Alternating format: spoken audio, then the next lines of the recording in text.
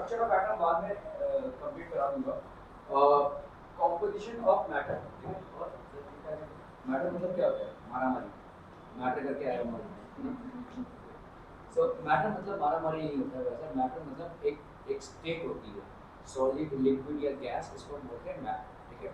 So matter is basically a state of a substance, ठीक है। एक किस स्टेट में है वो सब्सटेंस, ठीक है, किस स्टेट में है, सॉलिड स्टेट में है, लिक्विड स्टेट में है, गैस स्टेट में, दैट इज कॉल्ड मैटर, ठीक है। Okay, what are the various states of matter? Solid, liquid and gas, ठीक है। तो स्टेट्स ऑफ मैटर आपके भाई साहब तीन हो जाएंगे, क्या क्या भाई साहब? अरे बोला ना भाई साहब, सॉलिड और फिर लिक्विड, ठीक है। तो मैटर के आपके तीन स्टेट्स हैं। Matter has primarily got three states. One is solid, the other one is liquid, और इन सब स्टेट से आप वाकिफ हैं, right? Liquid and the third one is basically gas, ठीक है। Solid, liquid and gas are the three states of matter. इसके साथ और भी दो स्टेट्स हैं जो आपको जानने की फिलहाल जरूरत नहीं है, लेकिन आपके नॉलेज के लिए पर्याप्त होगा अगर मैं बोलूँ। एक फोर्थ स्टेट ऑफ मैटर है जिसको हम बोलते हैं प्लाज्मा, और फिफ्थ स्टेट ऑफ मैटर है जिसको हम बोलते हैं बोर्स-आइंस्टीन कॉन्डेंसेट, ठीक है, बोर्स-आइंस्टीन कॉन्डेंसेट, ठीक है। तो ये सॉलिड, लिक्विड और गैस से तो आप वाकिफ हैं, ठीक है, you are already aware of solid, liquid and gas. Bose Einstein condensate जो है ये दो साइंटिस्ट के नाम पे है। एक तो हमारे इंडिया के साइंटिस्ट हैं जेसी बोस, ठीक है, और दूसरे आपके आइंस्टीन हैं, ठीक है, we all know about him. So these two people have basically proposed a fifth state of matter which is Bose-Einstein condensate, and there is a fourth state of matter which is known as plasma, ठीक है। हाल फिलहाल में आपको solid, liquid और gas in तीन states of matter को भी जानना, समझना और पढ़ना है। इसके बारे में you don't have to worry as of now, in fact you don't have to worry till your 12th standard, आपको इसके बारे में अभी जानना, पढ़ना और समझना नहीं है, लेकिन फिलहाल okay, so these are the three states of matter. What is the difference in ice, water and steam? So दो तीनों भी क्या है भाई साहब? फॉर्मूला वाइज देखने जाओगे तीनों भी क्या है? H2O, आप यहाँ पे हैं। So what is the difference between ice, water and steam? All three are basically what? H2O. तीनों भी क्या है? आपके H2O है। ice आपका किस फॉर्मेट का H2O है भाई साहब? सॉलिड फॉर्मेट का H2O है, ठीक है। वाटर आपका किस फॉर्मेट का है भाई साहब? लिक्विड फॉर्मेट का है। एंड स्टीम आपका किस फॉर्मेट का है भाई साहब? Steam is basically gas format, ठीक है। Ice, water and steam they are all same product, मतलब तीनों भी आपके H2O से बने हुए हैं, लेकिन मतलब तीनों की केमिकल कॉम्पोजिशन सेम है, ठीक है। अगर हम देखें यहाँ पे भाई साहब, ठीक है, ice, water and steam, all three, ठीक है, all three have the same chemical composition, all three have the same chemical composition, all three have the same chemical composition, तीनों की भाई साहब chemical composition भाई साहब same, all three have the same chemical composition, however this exists in solid format, this in liquid format and this in gaseous format. ये solid format में exist करता है, ये आपका liquid format में, and this one exists in a gaseous format, ठीक है। तो सिर्फ आपके भाई साहब states of matter में difference है, so there is a difference, there is no difference, there is no difference chemically कोई difference नहीं है, क्योंकि तीनों भी आपके किससे बने हुए हैं? H2O से बने हुए हैं, मतलब सेम फॉर्मेट में हाइड्रोजन और ऑक्सीजन की combination, so chemically there is no difference, but states of matter में difference है, but there is a difference, but there is a difference, there is a difference in their states of matter, but there is a difference in their states of matter. Chemically वैसा कोई difference नहीं है, but there is a difference in their states of matter. Clear people? Are you understanding this? What are the smallest particles of matter called? The smallest particle of matter को क्या बोलेंगे भाई साहब? Atoms, ठीक है, atoms. What are the types of matter? So obviously there are 5 types of matter, of which आप 3 ही लिखेंगे, solid, liquid and gas. These are the 3 types of matter, ठीक है। We saw in previous standards that all objects that we see around us and also those which we cannot be seen are made up of some or other matter. Classify the following matter into 3 groups. वैसा cold drink किस type का matter होगा bro? Cold drink किस type का matter हो जाएगा? Liquid, ठीक है? It will be basically liquid. Air, gas, ठीक है? Air is in a gaseous state. शरबत, इसके अंदर हो जाएगा भाई साहब लिक्विड, ठीक है। सॉइल सॉलिड, ठीक है, soil will be solid, water liquid, ठीक है, वुड भाई साहब आपका सॉलिड, सीमेंट आपका solid. What are the states of matter that you used as a criteria for the above classification? तो आपके स्टेट्स ऑफ मैटर का क्या क्राइटेरिया है that you use for the classification? Solid will exist in the solid state, liquid will exist in the liquid state, and gas will exist in a gaseous state. So these are the three states of matter that we have. ठीक है, okay. Take some mustard seeds in a transparent plastic jar. तो आपने एक jar में, एक plastic jar है और इसमें आपने कुछ मस्टर्ड सीड्स लिए हुए हैं। Mustard seeds I hope everybody understands, ठीक है, राई के दाने जो होते हैं, ठीक है, okay. So mustard seeds in a transparent plastic jar, thread a long thread at the center of a big balloon by means of a needle and tie it tight.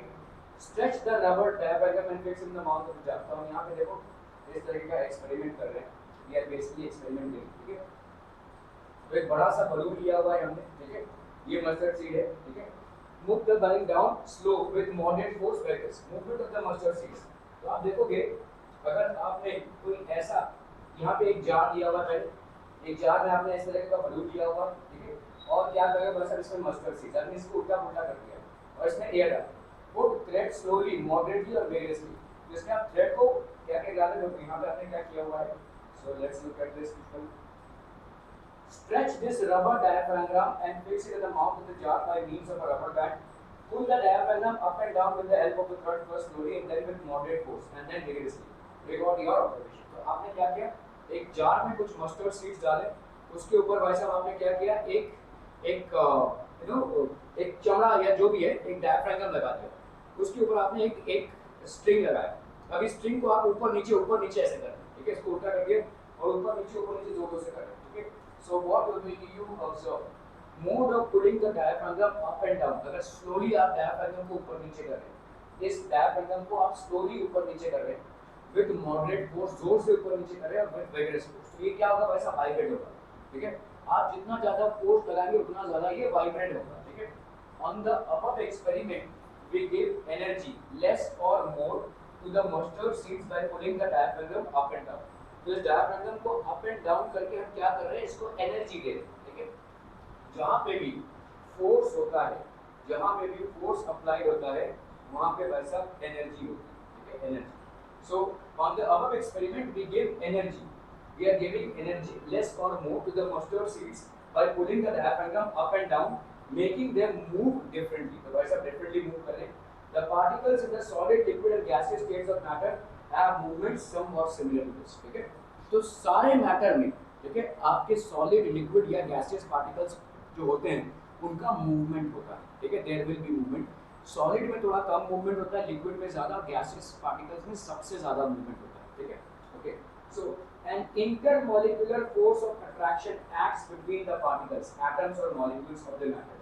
The extent of the particle movement is determined by the strength of this force, ठीक है। तो आपका ये solid हो गया भाई साहब, inter particle distance, फिर आपका वैसा लिक्विड हो गया, वेरी लेस और मीडियम, गैस में बहुत ज़्यादा हो जाएगा, ठीक है। तो अगर हम देखेंगे आपका समझो एक सॉलिड है, सो लेट्स से ये एक सॉलिड है,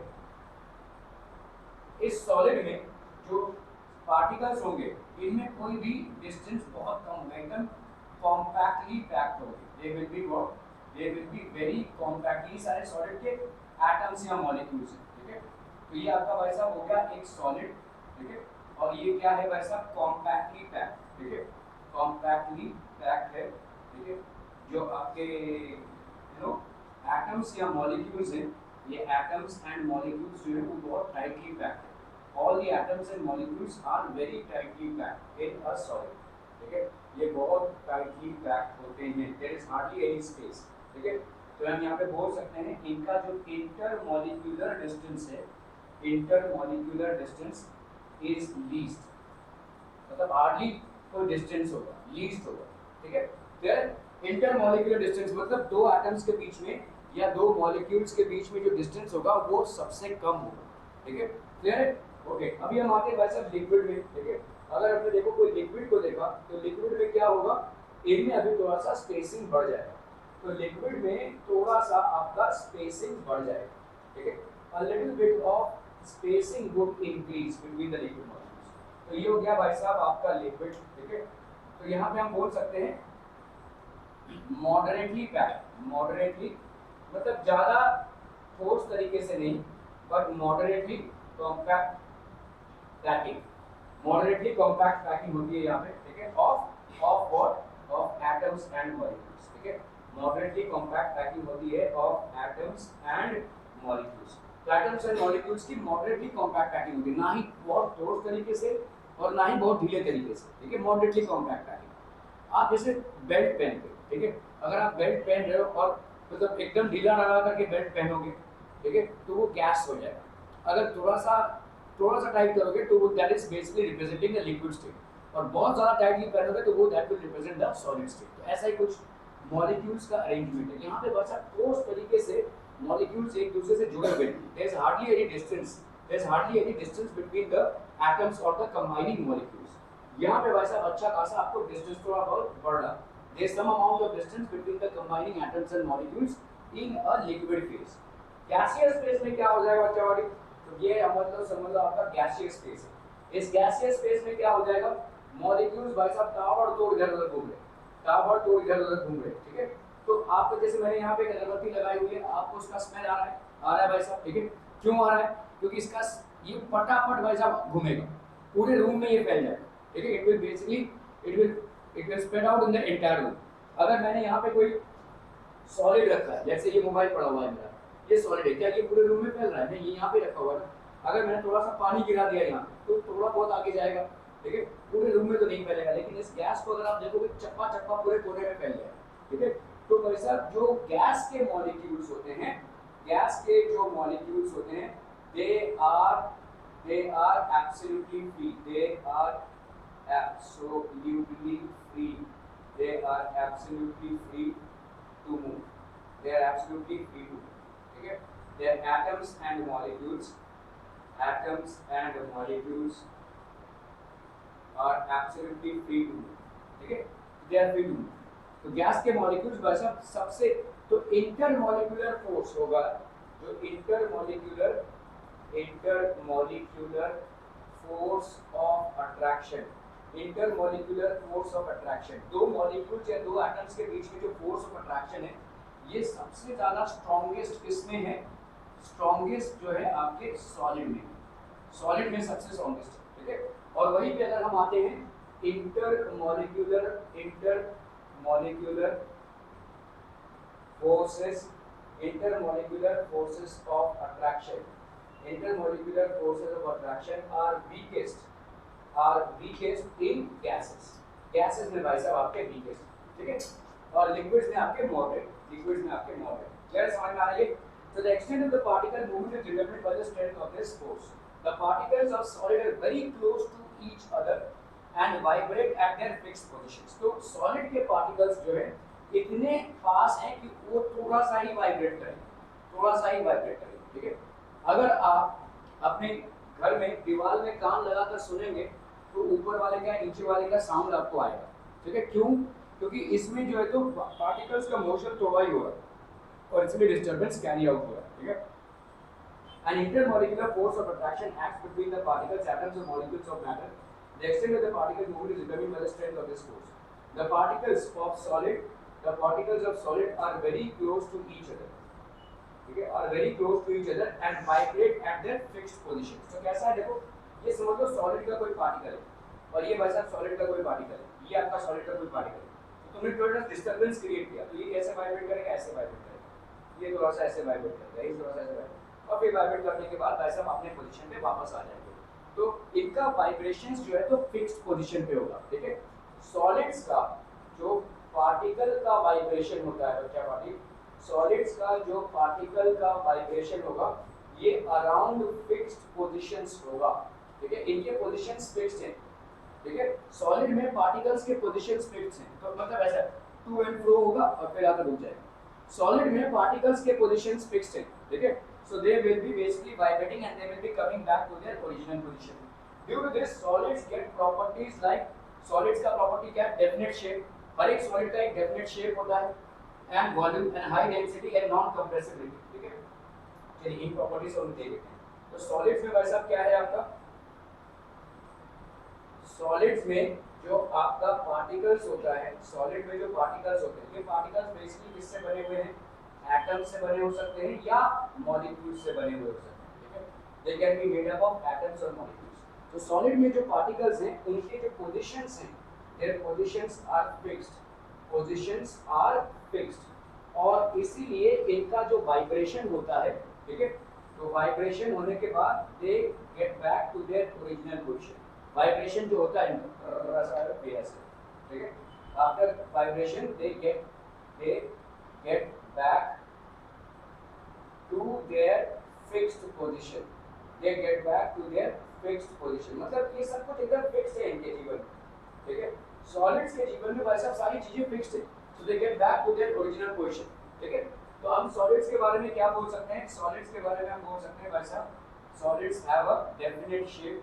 सारे सॉलिड्स की क्या है वैसा? डेफिनेट शेप होती है, ठीक है? All solids have a definite shape, ठीक है? दे will have a definite volume, इनका वैसा वॉल्यूम भी डेफिनेट होगा, ठीक है? Definite volume, they will have a definite volume. और किसी भी सॉलिड को आप कंप्रेस नहीं कर सकते। कंप्रेस करना मतलब क्या होता है? पिचका देना। किसी सॉलिड को आप पिचका नहीं सकते, ठीक है? सो इनकम्प्रेसिबिलिटी जिसको हम बोलते हैं, इनकम्प्रेसिबिलिटी, ठीक है? इनकम्प्रेसिबिलिटी समझ में आ रहा है? ये हर एक सॉलिड का भाई साहब डेफिनेट शेप होगा, डेफिनेट वॉल्यूम होगा, और ये इनकम्प्रेसिबिलिटी मतलब inability to compress. Inability to compress को हम क्या बोलेंगे भाई साहब? इनकम्प्रेसिबिलिटी। क्या है, समझ में आ रही है? तो ये सॉलिड्स के वैसा प्रॉपर्टीज हैं, ठीक है? Due to this solids get properties like definite shape, इनका एक सॉलिड का डेफिनेट शेप होगा, and volume, and also high density, इनकी डेंसिटी हाई होगी, ठीक है? डेंसिटी मतलब होता है घनत्व, ठीक है? डेंसिटी होता क्या है भाई साहब? कितना घना है वो, ठीक है? Density is basically mass per unit volume, mass per unit volume is density, ठीक है? तो हर एक सॉलिड का एक घनत्व है, ठीक है? कितना घना है हम बोल रहे हैं ना, ठीक है? सॉलिड की डेंसिटी हाई होती है, डेंसिटी इज बेसिकली हाई, तो सॉलिड की मास per unit volume is high, ठीक है? इनकम्प्रेसिबिलिटी मतलब इसको हम कंप्रेस नहीं कर सकते, मतलब इसके ऊपर प्रेशर अप्लाई करके, इसके ऊपर प्रेशर अप्लाई करके इसको हम वैसा साइज में डिमिनिश नहीं कर सकते, ठीक है? अगर मैं इसके ऊपर प्रेशर अप्लाई करूं तो क्या हो जाएगा? बहुत ज्यादा प्रेशर अप्लाई करूं तो टूट जाएगा, है ना? If I apply too much of pressure on it, this will break. ये एक वैसा सॉलिड है, इसके ऊपर अगर मैं ज्यादा प्रेशर अप्लाई करूंगा तो ये क्या हो जाएगा? टूट जाएगा। तो इसको हम बोलते हैं क्या? Inability to compress. सॉलिड्स को हम कंप्रेस नहीं कर सकते, ठीक है? अगर किसी बलून में एयर भरा पड़ा है और उसको आप कंप्रेस कर पाते हो, थोड़ा बहुत तो कंप्रेस कर ही लेते हो, क्या इस तरह से आप मोबाइल को या ये जो सॉलिड चीजें हैं इसको कंप्रेस कर पा रहे हो? नहीं कर पा रहे हो, ठीक है? सो इसका मतलब क्या हो गया? सॉलिड्स में पार्टिकल्स की पोजीशंस फिक्स्ड हैं, थोड़ा बहुत वाइब्रेशन पार्टिकल्स में होता है, ठीक है?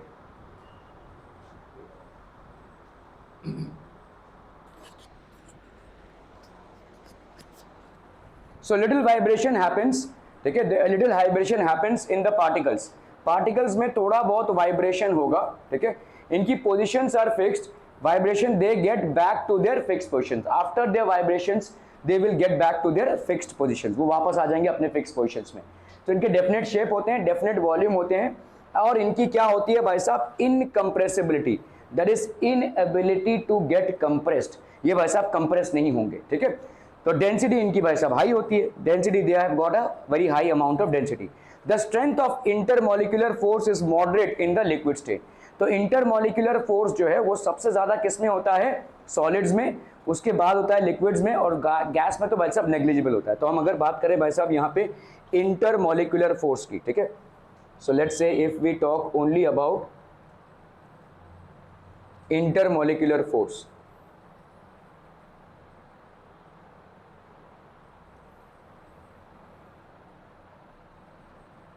ठीक है? So if we are talking about intermolecular force, मतलब आपके सॉलिड्स में, लिक्विड्स में और गैसेस में, ठीक है? इंटरमॉलिक्यूलर फोर्सेस की बात करें अगर हम, ठीक है? तो इस सॉलिड्स में क्या हो जाएगा? इंटरमॉलिक्यूलर फोर्सेस आर स्ट्रॉन्गेस्ट, सबसे ज्यादा स्ट्रॉन्ग होते हैं किसमें? सॉलिड्स में, ठीक है? And in gases they are the weakest, ये सबसे वीक होते हैं, they are the weakest. Liquids में मॉडरेट, दे आर मॉडरेट, ठीक है? क्लियर है, समझ में आ रहा है ये भाई साहब, ठीक है। लिक्विड्स में भाई साहब मॉडरेट लेवल पे होते हैं, ठीक है। The strength of intermolecular forces is moderate in the liquid state, though it is not strong enough to fix the particles in definite position, it is strong enough to hold them together, ठीक है। as a result liquids have definite volume, तो liquids की भाई साहब definite volume होती है, ठीक है। तो however they have fluidity and their shape is not definite, उनका shape definite नहीं होता है, ठीक है, but changes in accordance with the container, ठीक है। तो अगर हम बात करें भाई साहब यहाँ पे shape की, ठीक है, तो हम यहाँ पे बोल सकते हैं भाई साहब liquids में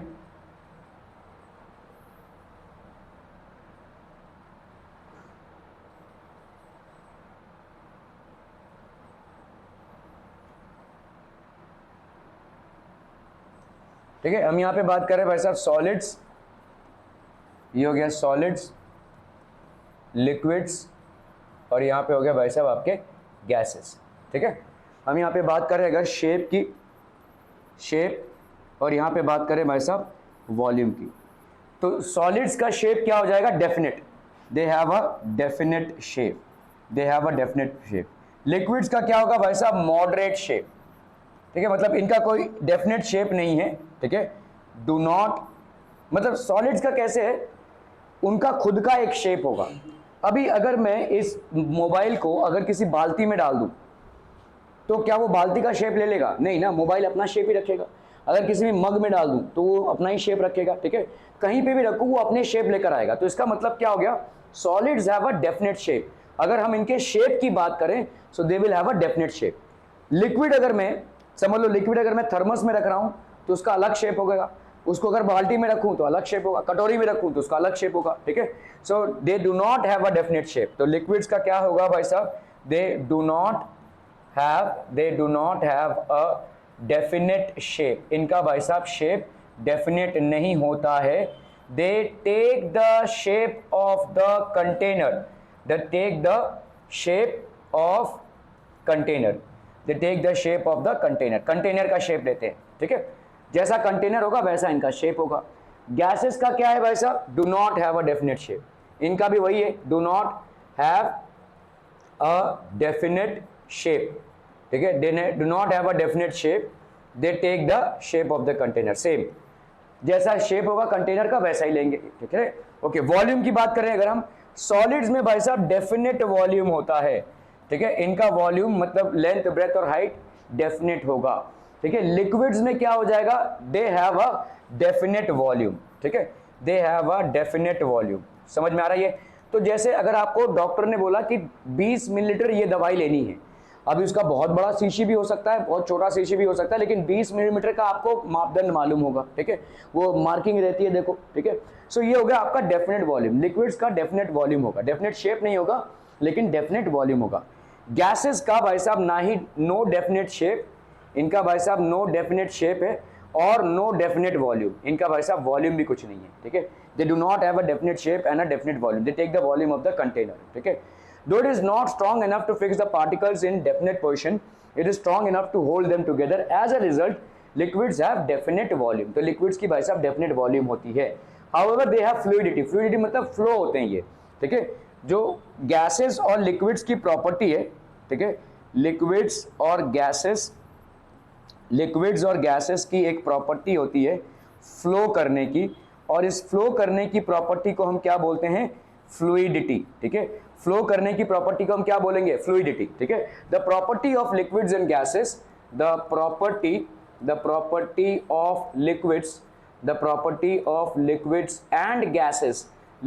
एंड गैसेस टू फ्लो, ठीक है, to flow is known as fluidity, ठीक है। तो लिक्विड्स और गैसेस की जो प्रॉपर्टी है फ्लो होने की, उसको हम क्या बोलेंगे, फ्लूइडिटी, ठीक है। However, they have fluidity and their shape is not definite, but changes in accordance with the container. तो लिक्विड्स और गैसेस की जो शेप ऑफ कंटेनर के हिसाब से उनका भाई साहब शेप भी चेंज होता रहता है। द इंटरमॉलिक्यूलर, ठीक है, यहाँ पे हम बात कर रहे हैं भाई साहब intermolecular force is weak in gases.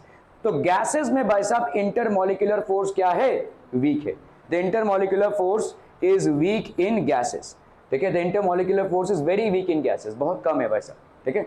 मतलब वो एक दूसरे से चिपके रहेंगे ही नहीं, वो चितर बितर हो जाएंगे। मैंने एक अगरबत्ती जलाई भाई साहब, उस कोने से लेकर उस कोने तक सब जगह पहुंच जाएगा वो बस, ठीक है। तो मतलब वो जो आपके मॉलिक्यूल्स हैं वो किसी भी हिसाब से एक दूसरे से कंबाइंड नहीं, वो चितर बितर हो जाएंगे, ठीक है। So it is the very weak in gases, मतलब हम इसको मान सकते हैं नेग्लिजिबल, ठीक है, इसको मान सकते हैं भाई साहब नेग्लिजिबल। वेरी वीक मतलब नेग्लिजिबल, है ही नहीं, ठीक है, almost negligible. The intermolecular forces in gases, ठीक है, intermolecular forces, intermolecular forces in gases, the intermolecular forces in gases is negligible, ठीक है। Therefore the constituent particles of gases move freely and occupy all the available space, जो भी इनको space मिलता है बस अब पूरा फैल जाते हैं ये, ठीक है। जितना भी अवेलेबल स्पेस रहता है गैसेस को, they are actually spreading and occupying each and every part of it, ठीक है, पूरा पूरा भर जाता है।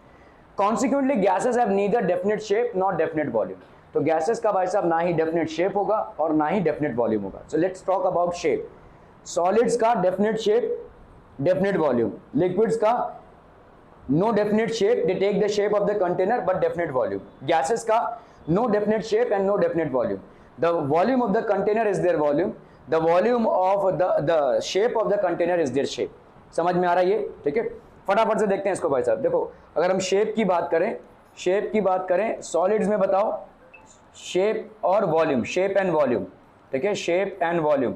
सॉलिड्स का भाई साहब क्या हो जाएगा, definite shape, definite shape and definite volume, definite shape and definite volume. Solids का क्या हो जाएगा भाई साहब, they have a definite shape and definite volume. Liquids का भाई साहब क्या हो जाएगा, what will be with the liquids, liquids का बोलो भाई साहब शेप एंड वॉल्यूम में, they do not have a definite shape, do not have a definite shape, इनका भाई साहब definite shape नहीं होता है। they do not have a definite shape मतलब ये किसका shape लेते हैं, they take the shape of, they take the shape of the container, of the container, they take the shape of the container, ये container का shape ले लेते हैं। they take the shape of the container, they do not have a definite shape। और क्या है भाई साहब liquids में बताओ, they take the shape of the container। और क्या है भाई साहब लिक्विड्स में, वॉल्यूम की बात करें तो they have a definite volume, they have a definite volume, तो इनकी भाई साहब एक डेफिनेट वॉल्यूम होगी, ठीक है, क्लियर है। ओके अभी हम आते हैं भाई साहब गैसेस में। Now we come to basically gases, ठीक है। गैसेस में क्या हो जाएगा, शेप एंड वॉल्यूम में दे do not have a definite shape, तो गैसेस का भी भाई साहब do not have a definite shape, do not have a definite shape, ठीक है। और क्या है भाई साहब, they do not have a definite volume, they do not have a definite volume, तो इनका भाई साहब do not have a definite volume भी हो जाएगा, दे do not have a definite volume. तो इनका भाई साहब shape and volume, shape and volume both are as per the container, shape and volume both are as per the container, as per the container, their shape and volume is as per the container। Clear है, समझ में आ रहा है। तो gases का shape और gases का volume both are as per the container, दोनों भी भाई साहब किसकी तरह होंगे, कंटेनर की तरह होंगे, ठीक है। और लिक्विड्स एंड गैसेस में एक स्पेशल प्रॉपर्टी होती है इनकी, फ्लोइंग की प्रॉपर्टी, ठीक है। फ्लोइंग की प्रॉपर्टी को हम क्या बोलेंगे भाई साहब, फ्लोइंग की प्रॉपर्टी को हम बोलेंगे fluidity. So this is known as fluidity. The property of liquids and gases to flow through a medium is known as fluidity। Clear है, clear है, clear है people? Okay, okay, okay।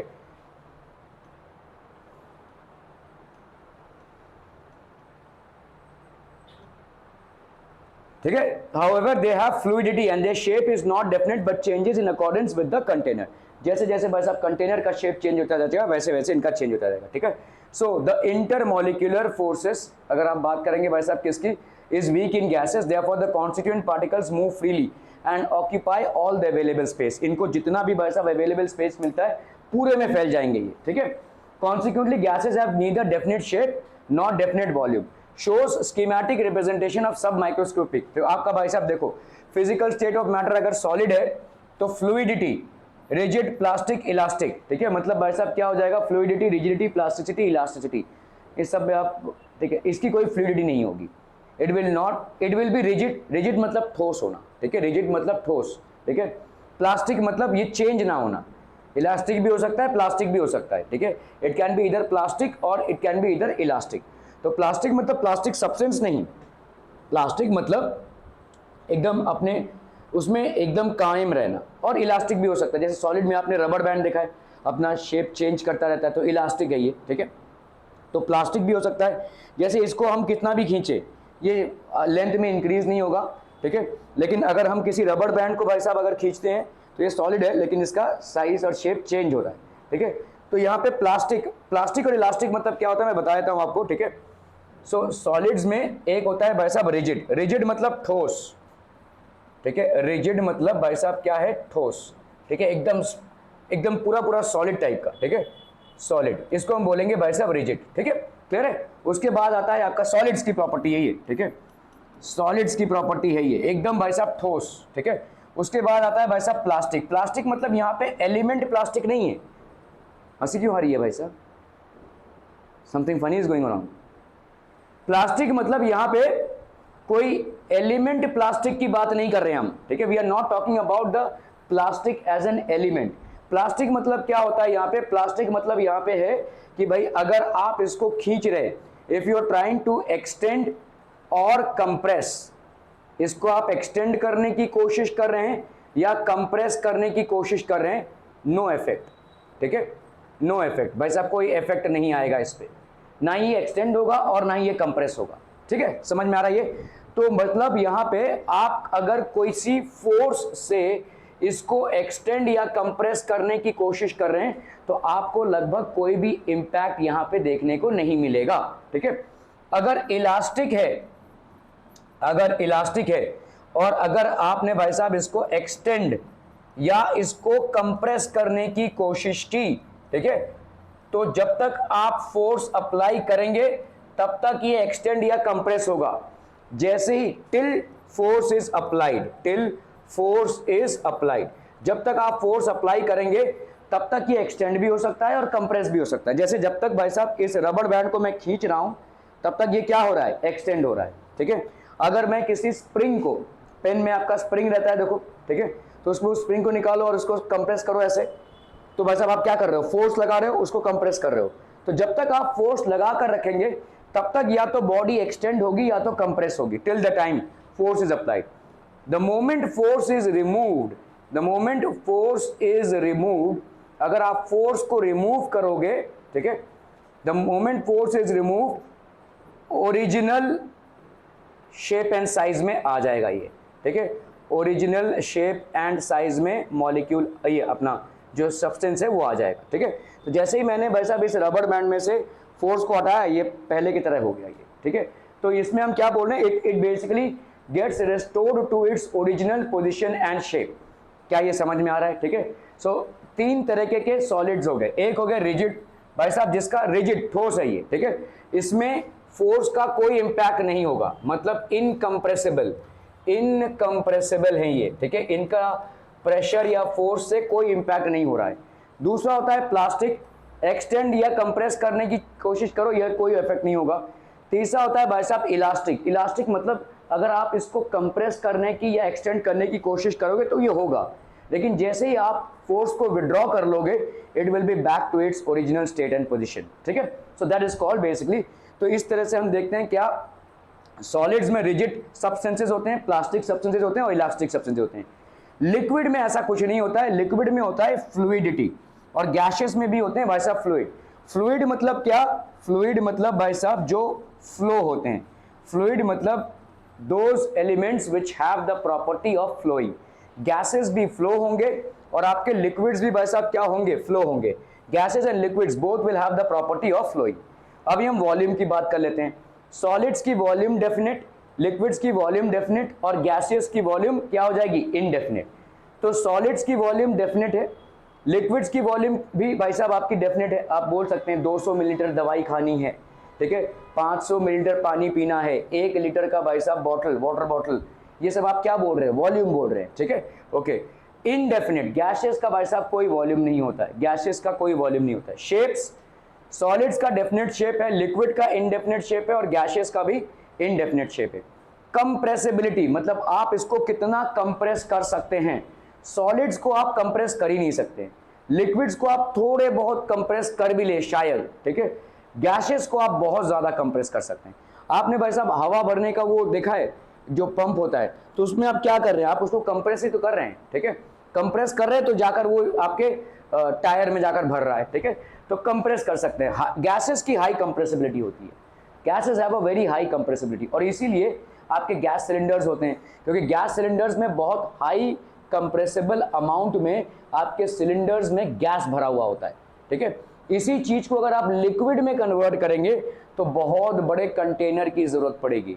वो एक gas का cylinder जिससे आपका महीने भर का खाना पक जाता होगा आपके घरों में, अगर उसी को हम लिक्विड फॉर्मेट में लाएंगे तो आपका क्या हो जाएगा भाई साहब, वो बहुत बड़ा एक टंकी लगेगा पूरा, ठीक है, it will basically take a tank, because हम बहुत बड़े अमाउंट ऑफ गैस को छोटे में कंप्रेस करके रख सकते हैं, ठीक है, a very huge amount of gas can be compressed, और ये गैसेस की एक बड़ी प्रॉपर्टी है, ठीक है।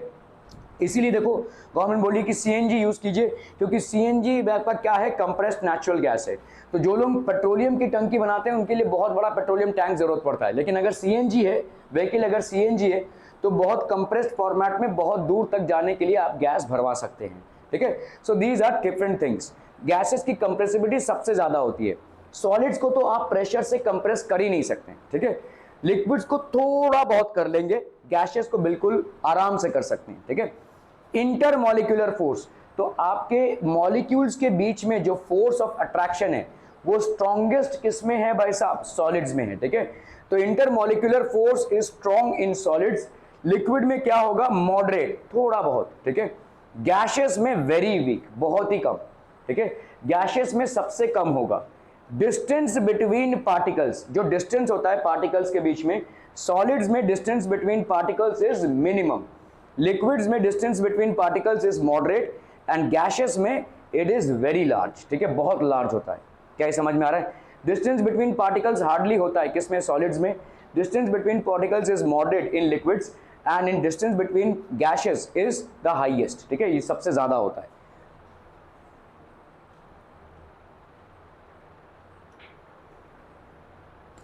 एक मिनट में आया भाई साहब। ओके, चलिए फटाफट भाई साहब इसको करते हैं। यहाँ पे आपका right the composition of the following materials by means of chemical फॉर्मूले, ठीक है। वाटर का भाई साहब क्या है, वाटर का केमिकल फॉर्मूला क्या है, H2O, ठीक है, we all know this that it is H2O। What is the type of matter, obviously क्या हो गया भाई साहब आपका लिक्विड, ठीक है। कार्बन, कार्बन का भाई साहब केमिकल फॉर्मूला क्या है, C। What is the type of matter यहाँ पे, solid, it will be solid, ठीक है। ऑक्सीजन, ऑक्सीजन का केमिकल फॉर्मूला क्या है, O2। What is the type of matter, gas. Air का केमिकल फॉर्मूला क्या है, आप बताइए, एयर का केमिकल फॉर्मूला क्या हो जाएगा, what will be the chemical formula, हंसी आ रही थी, हंस लीजिए अभी थोड़ा। एयर का केमिकल फॉर्मूला क्या हो जाएगा, there is no chemical formula for air, ठीक है, एयर का कोई केमिकल फॉर्मूला नहीं होता है, बट इट इज गैस, तो हम यहाँ पे नॉट एप्लीकेबल लिख सकते हैं। एल्यूमिनियम का केमिकल फॉर्मूला क्या हो जाएगा, Al, a small l। Type of matter ये क्या हो जाएगा भाई साहब, सॉलिड, ठीक है। Brass, brass is basically an alloy, तो ये एलॉय है तो इसीलिए इसका कोई केमिकल फॉर्मूला नहीं है, ठीक है, और इसका भाई साहब this is solid. Carbon dioxide, जिसका केमिकल फॉर्मूला क्या हो जाएगा, CO2, ठीक है, और यहाँ पे क्या हो जाएगा, this will be in a gaseous format, ठीक है, ये आपका गैस फॉर्मेट में होगा, ठीक है। This is the second method of classification of matter. In this method the criteria use for classification of matter is chemical composition of matter. तो किन चीजों से ये बना हुआ है, केमिकल कॉम्पोजिशन क्या है। We have seen in the previous standards that matter is classified into 3, that is element, compound and mixture. Matter के 3 भाई साहब क्राइटेरियाज हैं, element, compound and mixture, by considering whether the smallest particles of matter are similar or different and what are they made up of. All the smallest particles, that is atoms, molecules in an element or a compound are alike. However, the smallest particles in a mixture of 2 or more types, the smallest particles of an element contain identical atoms. तो आपके अभी देखो 3 comparisons हो गए आपके, क्या क्या, element, compound और यहाँ पे क्या है भाई साहब आपका मिक्सचर, ठीक है। तो एलिमेंट क्या होता है भाई साहब, what is element? Element is made up of one, it is basically what element. There is a second method for classification of matter. In this method, the criteria for classification of matter is a chemical composition. We have seen that in previous standard that matter is classified into three types: element, compound and mixture, by considering whether the smallest particles of matter are similar or different. ठीक है, तो अगर आपके smallest particle similar हैं, smallest particle आपके, the smallest particle is absolutely similar, एकदम similar है, ठीक है, सारे जो पार्टिकल्स हैं वो एकदम सिमिलर हैं, तो हम इसको क्या बोलेंगे? एलिमेंट।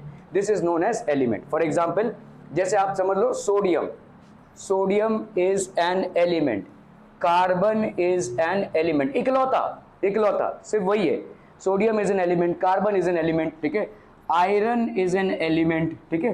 फिर आपका जैसे समझ लो भाई साहब oxygen is an element, oxygen is an element, ठीक है, नाइट्रोजन इज एन एलिमेंट, ये सारे आपके क्या हो गए भाई साहब? Elements. All these are elements made up of one similar atom, made up of one similar atom और मॉलिक्यूल, ठीक है। एक ही सिमिलर एटम या मॉलिक्यूल से जो बनता है उसको हम क्या बोलते हैं? एलिमेंट, ठीक है, ओके।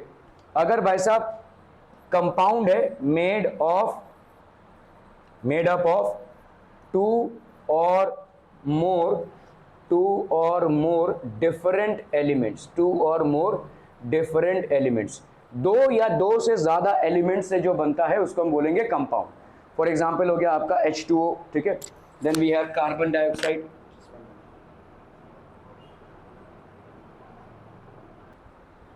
सो कंपाउंड्स क्या हो जाएंगे? Compounds are made up of two और मोर डिफरेंट एलिमेंट। जैसे आपका देखो वाटर भाई साहब दो हाइड्रोजन और एक ऑक्सीजन से बना है, कार्बन डाइऑक्साइड एक कार्बन दो ऑक्सीजन से बना है, ठीक है।